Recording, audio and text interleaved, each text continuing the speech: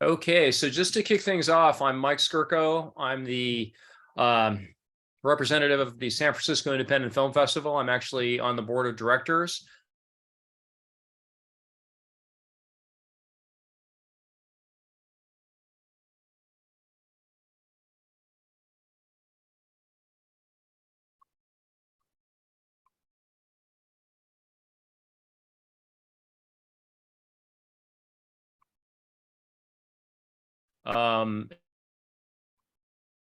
ではないです。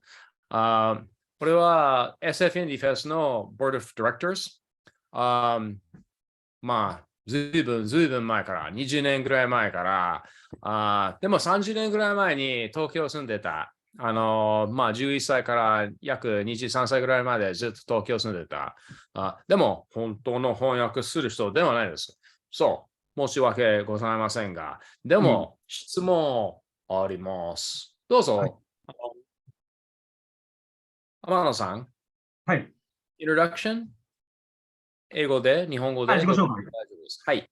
自己紹介したらいいですか？はい。どうも、はじめまして。私のマキョ、トラップトゥインマキョの監督の、天野智次郎です。よろしくお願いいたします。So, and that's just a brief introduction of himself. And, as he said, Amano Tomojiro, and we're going to go ahead and get started. まあ、これ2回目、あなたの映画見た。今回で。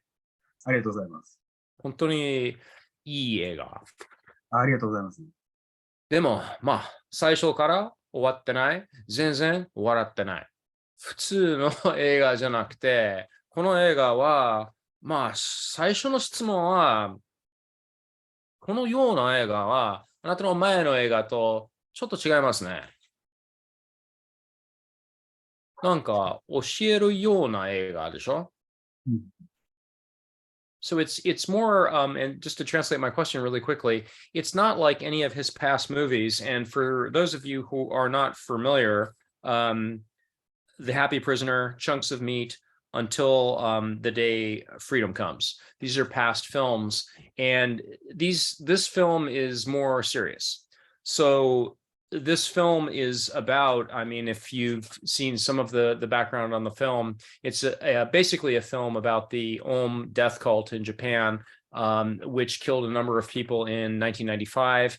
And it started in the early 80s, but it was a cult. It was a very bad thing that happened in Japan.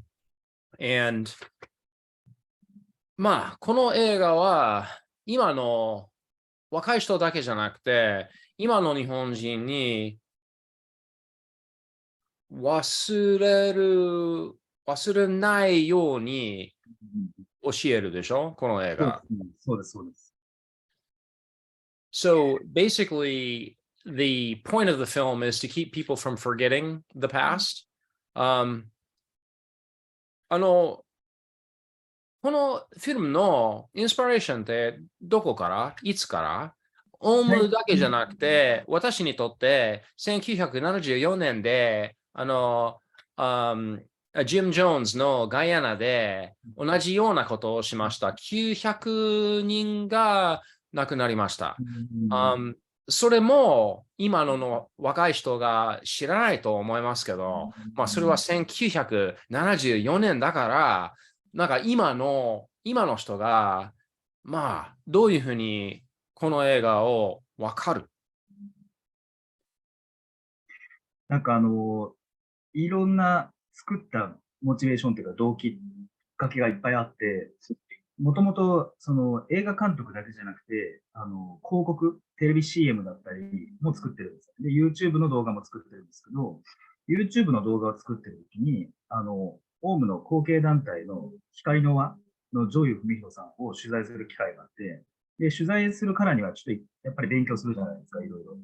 で、勉強する中でいろいろ、これまで薄くしか知らなかったオウムのことをすごく深く知って、これはちょっとなんか YouTube の短い動画で取り上げるんじゃなくて、ちゃんと映画にした方がいいってまず思ったんですよね。で、その時に、普通にこう、オウム真理教のドキュメンタリー番組って日本国内では定期的にテレビでやってるんですけど、やっぱり見ないんですよ、若い子が。もう高年齢層のその時代を生きた中高年の人しかやっぱり見なくて、若い子たちが興味を持たないから、若い子たちが興味を持つ、10代、20代の人が興味を持つのってどうしたらいいかなと思ったときに、今を舞台にしたフィクション、もし今、このオウム真理教があったら、あなたたちはこういうふうにハマっちゃうんだよ、僕たちはこういうふうにハマっちゃうんだよっていうのを見せないと、多分見てくれないだろうなと思って、実際の当事者たちのインタビューと、今を舞台にしたフィクションをこう混ぜたっていうのが、まあ、最初のきっかけですね、作ろうと思った。So effectively putting together a number of things that have been in YouTube and some of the other public domain on the Ulm death cult, but putting this, if as you've seen the movie, is a form of, there's a bit of documentary in there. There's also a bit of like feature film aspect of this film.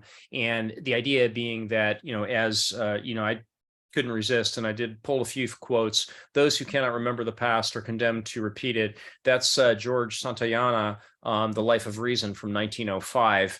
Again, in 1948, Winston Churchill sort of quotes him as saying, "Those who fail to learn from history are condemned to repeat it."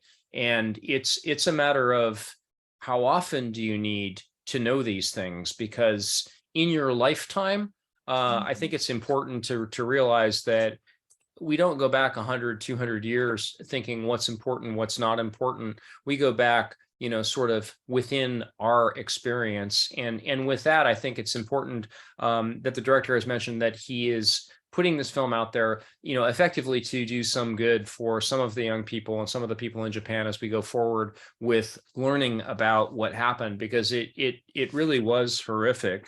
まあ実はこの本読んだことありますか？アンダーグラウンド。日本ああ、で。それは読んでないんですよ。でもすごいまだ。有名です。ははは。OK。これは本当に、あ、あの、So this book, Underground, which I just brought out by Murakami, is basically about the sarin gas attack in Japan. What happened with the Aum cult, and how it basically turned into an event where they effectively killed a number of people throughout the subway system in Japan with sarin gas that they had produced using chemists that they had brought forth. And it's a great read. It's an amazing book. It speaks very clearly to the Japanese psyche. And that brings me sort of to the next question.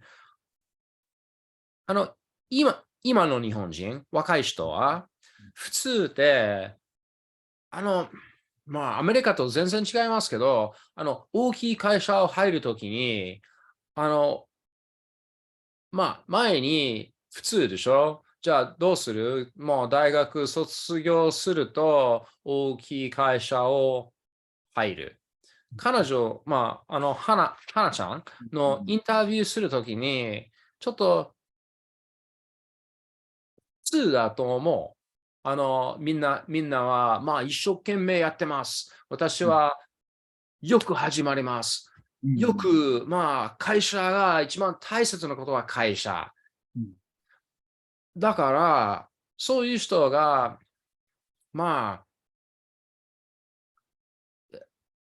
オウムとか、そういうカルトね、いっぱいありますでしょ。それは、毎日仕事行って、あんまり好きじゃないけど、仕方がないけど、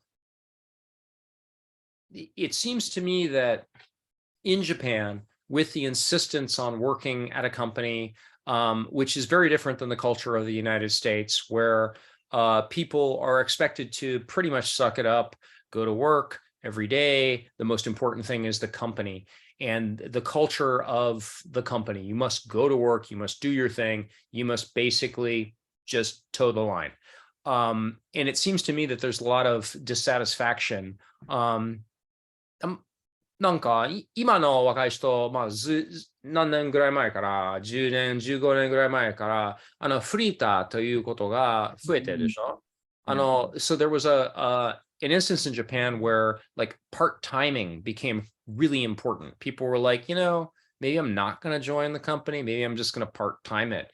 And, if you're in a culture like America, you think whatever. People here are very different in their approach to work. And I think after watching this movie, the thought I had was, 今、まあ、20年後、多分ね、オウムか、忘れるでしょ。うん、でも、同じようなことあります。仕事嫌いし、花ちゃんの、もう、仕事でそういうことをする人がまたするから、どういうふうに、次のオウムうん、を、avoid。何が、もし今の若い人、10歳、13歳の人、この映画見た、その人が、これは絶対ダメと言いますか？どうですか？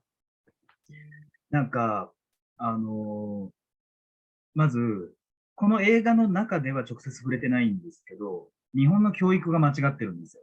うん、で、我慢なんですよ、日本の教うん、育は。我慢することが美しい。我慢できてこそ一人前の大人だ、みたいなのが多くて。だから嫌な会社入って、自分にとって、合理的じゃなかったら、普通の多分アメリカの人とかだったら辞めると思うんですけど、もっといい仕事を探す、柔軟に自分が居心地のいい場所を求めて、自分のうん、人生がうまくいくように探すと思うんですけど、日本の人って不条理とか理不尽でも我慢するんです。で、うん、多分、その我慢の教育が続いてるうちは、あのなんだろう、ちょっと変だけど我慢してみようみたいな、この会社ちょっと変だけど我慢してみようとか、例うん、えば自分が所属したコミュニティがちょっとカルト的でも我慢してみようみたいな。でもそこで真面目に一生懸命やって、上の人に認められてこそ、なんていうか、出世だったり、道が約束されてるみたいな教育がされてるうちは、やっぱこういうものって繰り返されると思うんですよね。うん、でも、ちょっとずつ、さっき話に出たような、パートタイムとか、うん、アルバイトみたいな、そういう柔軟な働き方とか、やっぱり自分の人生を大事にしようって、他人から認められることじゃなくて、自分自身が納得できる生き方をしようっていう教育が徐々に広まってきてるから、まあ、そういう中でこういう映画も参考にしつつ、まハマる人は減っていくんじゃないかなと思うんですよね。あと日本全体が宗教に対する関心っていうのはやっぱりなくなってきてるんですよね。うん、特定の確固たるキリスト教っていう文脈があるわけでなく、もともと神道っていうものがあって、そこに後から仏教が入ってきて、密教が入ってきて、もうごちゃ混ぜになってるから、結構、で、キリストうん。教も入ってきて、宗教観もミクスチャーになってるから、あの、結構前よりは、ハマる確率は低いんじゃないかなとは思って、やっぱり違和感を感じたらすぐ逃げるってことが映画の中でもあったけど、あの、それを学んでほしいですね、若い人たち。So yeah, I'd say that looking at some of the things in Japanese culture with so the word came up multiple times is gaman suru, gaman shinakute. Mo, it's like you just got to hang in there. You got to suck it up. That's really part of the culture, and I think there with some of the young people there is a bit of a change where they're doing part-time work. They're not wanting to join the giant corporate culture. まあ、あなた、大学はどこへ行きましたか？大学は鳥取の大学ですね。僕は鳥取大学で、映像の大学じ鳥取。ゃ、はい。あ医学を学んでましたね、大学では。うん、OK。鳥取大学で、大学終わったら何の仕事しましたか？大学終わったら、一番最初は、不妊治療ってわかりますかね。精子と卵子を体外受精させる、あの、なんだろう。赤ちゃんを作る仕事ですね、人工的に。何が？不妊治療ってわかりますかね。子供を持てないお父さんお母さんを治療する、仕事ですね。So、普通の会社の仕事じゃないですね。最初はそうでしたね、僕は。だから、何か、ああいうオフィスの勤務経験はないんですけど、ただ、同期の人とか、自分の同僚たちがああいう会社に就職したりして、いろんなそういう話が入ってきて、そしていつフィルムメーカーになりたいですか？働き出して1年目から、自分のお金で自分で自主映画を取り出したんですよ。で、それを劇場公開していくうちに、だんだん映画制作の道に入っていって、今は映像業界にいるっていううん。感じ。だから大学まではずっと医学のことを勉強してました。Yeah, it's so after school working not in a large traditional company and pretty much getting into filmmaking shortly thereafter, but definitely not 何か、サラリーマンになりたいですかいつでも。いや、サラリーマンはなりたくないですね。俺の日本人のフィルムメーカーは大体そうです。絶うん対サラリーマンになりたくない。I don't know any Japanese filmmakers who ever thought, yay, I want to go join a big business. So it's, まあ少ないでしょ普通の日本人は、花ちゃんと同じでしょうん、そうで大すね。学卒業するときに絶対会社入るでしょうん So it's much more common for people in Japan to graduate from college and go almost immediately into the corporate route. That's what people do. It's deeply ingrained in them. Um, there's um, there's a I mean it's a very strange thing for people to understand who have never been to Japan or don't understand Japanese culture, but karoshi is a Japanese word that basically means working yourself to death.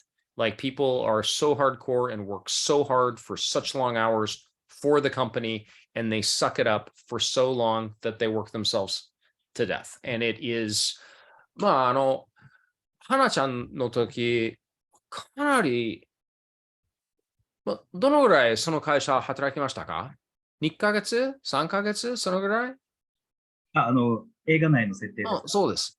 もうちょっと半年ぐらいは働いてる。半年ぐらい。Okay. So the main character, Hana, she worked there for about a half a year and then quit. ちょっと珍しいでしょ普通の人は、まあ、働きます。いつでも、まあ、2年、3年、10年働ける。彼女は辞めて、そのオウムのようなことを入ります。そしてどのぐらいそのオウムのようなことに入りましたか ?1 年間どのぐらいあれはまあそうですね。1年間、2年間ぐらいの設定です。And she was in this cult that was portrayed in the movie for about a year.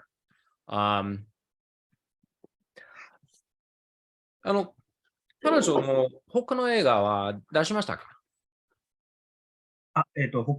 女優が他の映画に出てるから。あ出てないですね。今回が初めて。Okay. So this is her premiere as an actress. So she hasn't been in any other movies, but this was good. まあ、すごくいいと思います。まあ、すごく難しいパートでしょまあ、本当に、まあ、いっぱい質問あります。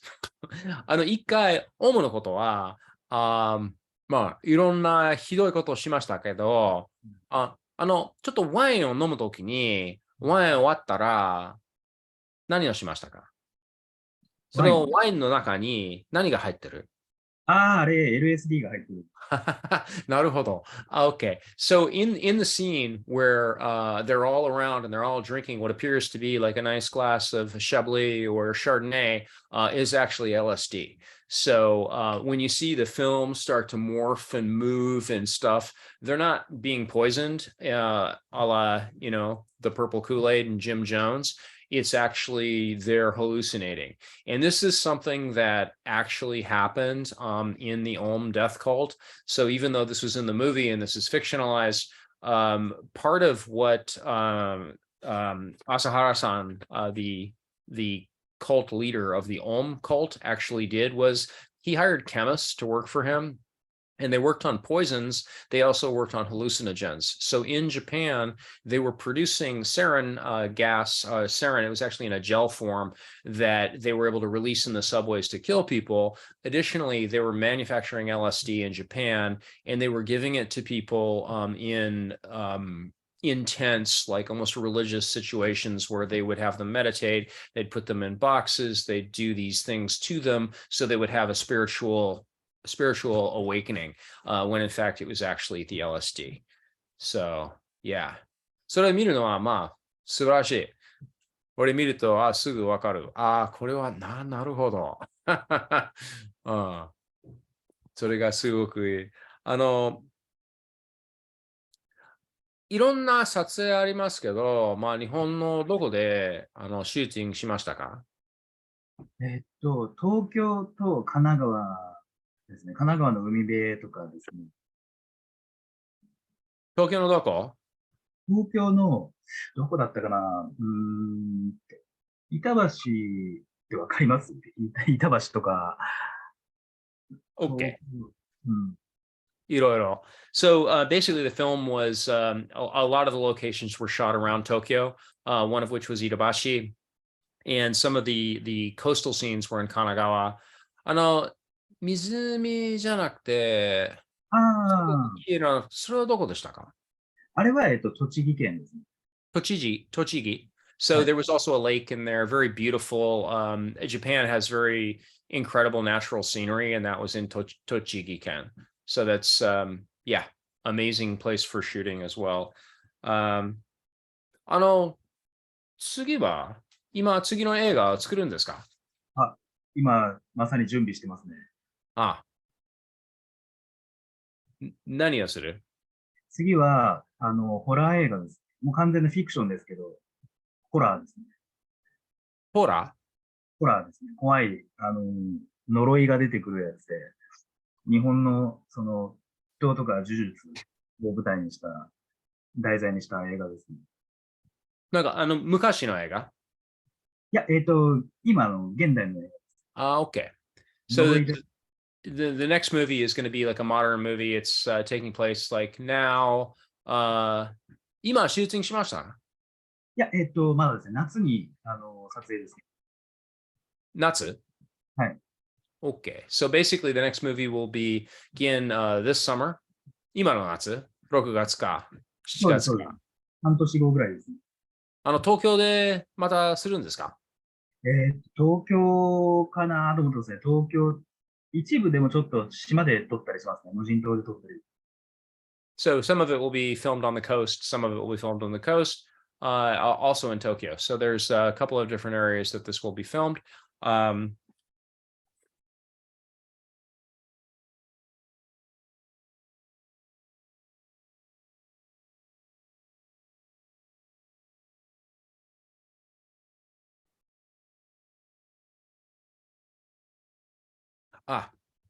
so at the end of the movie, まあ最後のシーンで、はい。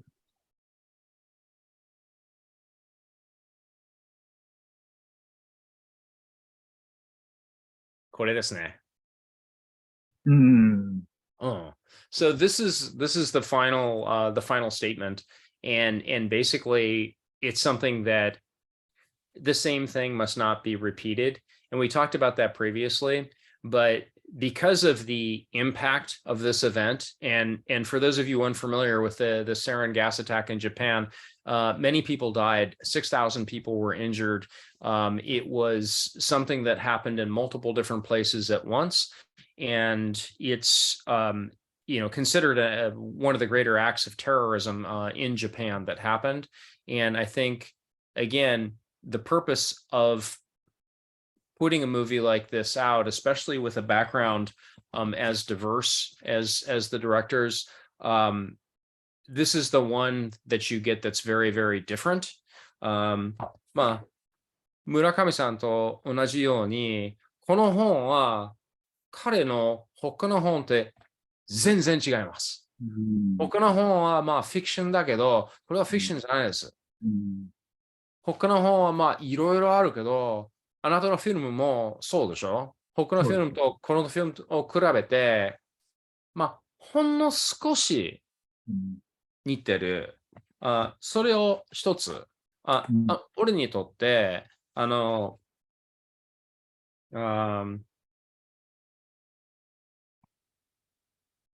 Until the Day Freedom Comes その本、彼女はちょっと花ちゃんとちょっとに似てる。うん。それどう思似てますね。似う？ てますね。Okay. So basically looking back at some of his past work, if you look at the film Until the Day Freedom Comes, the woman in that scene has also had trauma in her life, similar to Hana in this movie. And that's one of the areas where it looks like if you look back at his films, they're very, very different. And that's where I brought up the Murakami book, because if you've read, Wind Up Bird Chronicles or any of his other books, they're fiction, they're complex, they're beautiful, they're many things.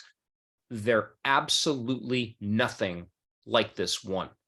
This book, Underground, like this film, very different from the other work and very serious. And it's a matter of to help people from forgetting, wasurenai you ni, and also to teach them, oshiru toki ni, and to work with different people in different generations as they come forth, so that the issue of cults, which will always be here, maybe give them some ability to learn so that the same mistakes are not made. And that's why I brought up the final mention of the same thing must not be repeated. So that's just a thought. それは私の質問です。何か、SF インディフェスのオーディエンスに教えるときに、多分、日本人もカリフォルニアの人、世界中でこの映画を見ることできるから、何か、他にはどうぞ、あなたに。タイトルの、Trapped in Makyo、マキョは、日本語でどういう意味かって言ったら、映画を作る人も、宗教で厳しい修行に耐える人もみんなそうなんだけど、一生懸命頑張って努力すればするほど、他の人がやってない努力を私はしてるんだ。つまり私は優れた存在で、選ばれし存在なんだ、特別な存在なんだっていうふうに、傲慢な心の状態になっていくことが結構あるんですよ。でそれは、宗教の修行者とか、お坊さんとかに限ったことじゃなくて、映画制作者、映像制作者もみんなそうだと思ってて、でそういった心の状態を魔境って呼ぶんです。で、オウム真理教の人たちっていうのは、今歴史を振り返った時に見たら、その魔境の状態だったってみんな言われてて、で、自分たちは特別で傲慢で、他の人より優れてるから、私たちより低い次元の世の中なんか破壊してしまっていいんだって思考に取り憑かれて、ああいう事件を起こした。だから、頑張れば頑張るほど、謙虚で、慎重な心を持たないといけないってことは、この映画から学べるし、それは宗教に限らず、映画制作、映像制作してる人も、大変なこと多いじゃないですか、映画作ってる。だけど、だからこそ、なんていうんですかね、傲慢にならないように気をつけることが学べるかなと思います。So basically, this is about the actual title of the film, and the director is talking about what is Makyo. And so the fairly simple way of translating this is, when people are trying hard to achieve their goals, people sometimes become arrogant or selfish, and they feel I'm special. This is something that, Asakawa-san, a number of the cult leaders have had this feeling of, for lack of a better word, otherworldliness, where they're better than others, and they get to the point where they feel like they are, almost spiritual beings, when in fact they're merely human. But this I'm special. So that's that there is a term for it. Makyo is something that comes basically from the tradition of Zen, and it is something that obviously you want to avoid. So that is the final message. 他に何か？特に僕からはないです。Okay. So really nothing else. And 俺は本当にこの映画好きでした。ありがとうございます。最初から終わるまで2回見ました。1回は自分で、次の時は奥さんと一緒に、ずいぶん前にこの本を買って、オウムのことは、1976年、東京行きました。遊びに。でも友達は東京に住むから、いつでも日本が問題ありますから、俺はアメリカに住むけど、まあ、心配してます。日本は大好きだから。And it's so basically this topic in this film, very near and dear to me. I was raised in Japan. When I see something happen in Japan, if it's an earthquake or a typhoon, and of course the death cult, I'm thinking, I mean, I'm from there. I love it. It's really horrific to read things like this. So yeah, I think I bought this book in whenever he published it in 96 and read it because it's Japan and I don't want bad things to happen in Japan. 多分、まあ、来年できればサンフランシスコ行ってください。SF インディフェスが待ってます。ぜひぜひ。うん。じゃあ、これから、さようなら。いい映画、また作ってください。私たちは待ってます。So we'll say goodbye now, but please keep making good movies. And for again, for those who haven't seen movies of the past, I highly recommend The Happy Prisoner, Chunks of Meat, and Until the Day Freedom Comes. There's other films to see out there by this director. Fantastic. And again, awesome. Really enjoyed it. So, じゃあこれからありがとうございます。さようなら。